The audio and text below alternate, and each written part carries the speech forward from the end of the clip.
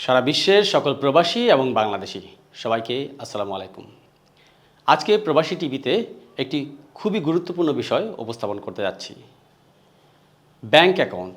প্রতিটি নাগরিকের জন্য ব্যাংক অ্যাকাউন্ট খুবই গুরুত্বপূর্ণ একটি বিষয়, বিশেষ করে প্রবাসীদের জন্য।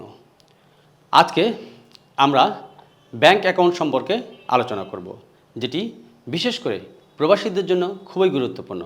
অর্থাৎ যারা বিদেশে অবস্থান করছেন, বিদেশে বসবাসরত বাংলাদেশিদের জন্য একটি ব্যাংক অ্যাকাউন্ট খোলার কিছু নির্দেশিকা আছে, পদক্ষেপগুলো আছে, যা আমরা আপনাদের কাছে উপস্থাপন করব।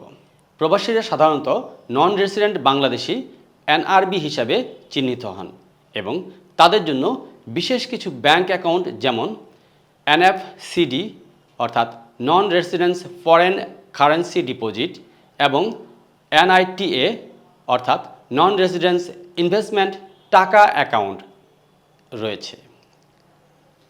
প্রবাসীদের ব্যাংক অ্যাকাউন্ট খোলার জন্য প্রয়োজনীয় যে পদক্ষেপগুলো আছে তা পর্যায়ক্রমে উপস্থাপন করব। প্রথমে আপনাকে একটি অ্যাকাউন্ট টাইপ নির্বাচন করতে হবে, অর্থাৎ কোন ধরনের অ্যাকাউন্ট আপনার প্রয়োজন। তাই প্রথমে আপনি নির্ধারণ করুন কোন ধরনের অ্যাকাউন্ট ওপেন করবেন। এক্ষেত্রে প্রথমে আসি এনএফসিডি অ্যাকাউন্ট। প্রবাসী বাংলাদেশিরা বৈদেশিক মুদ্রায় রেমিটেন্স পাঠিয়ে এই অ্যাকাউন্টে জমা রাখতে পারেন। আর দ্বিতীয় হচ্ছে নিটা এনআইটিএ অ্যাকাউন্ট। যারা বাংলাদেশের শেয়ার বাজারে বিনিয়োগ করতে চান, ইনভেস্ট করতে চান, তাদের জন্য মূলত এই অ্যাকাউন্ট।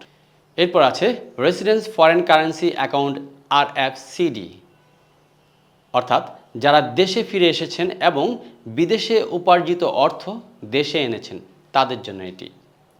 এক্ষেত্রে প্রয়োজনীয় ডকুমেন্টস বা কাগজপত্রসমূহ বিভিন্ন ব্যাংকে বিভিন্ন ধরনের ডিমান্ড থাকে, তবে সাধারণত যে সকল ডকুমেন্ট প্রয়োজন হয় তার মধ্যে রয়েছে বৈধ পাসপোর্টের কপি, ভিসা সহ, অর্থাৎ আপনার পাসপোর্টের মধ্যে যে ভিসা কপি আছে সেটি সহ পাসপোর্টের কপি।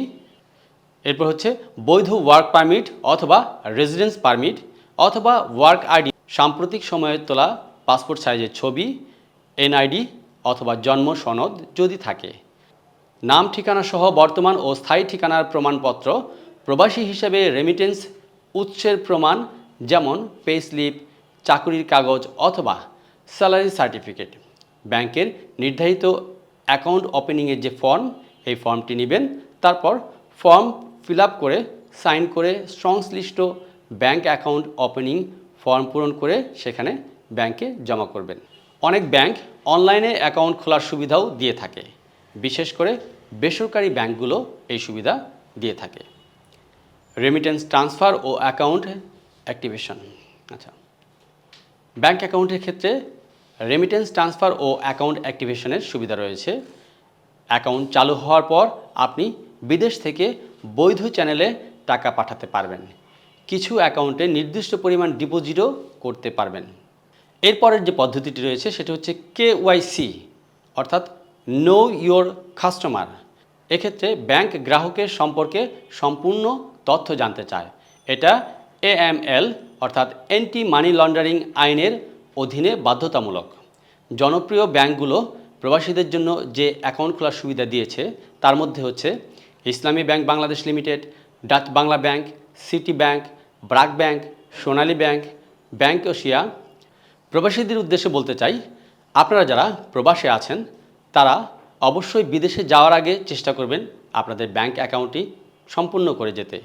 অন্যথায় আপনারা যারা এই মুহূর্তে বিদেশে আছেন অবশ্যই নিকটস্থ ব্যাংক বা নির্দেশনা অনুযায়ী যোগাযোগ করে আপনার ব্যাংক অ্যাকাউন্টটি ওপেনের জন্য উদ্যোগী হন।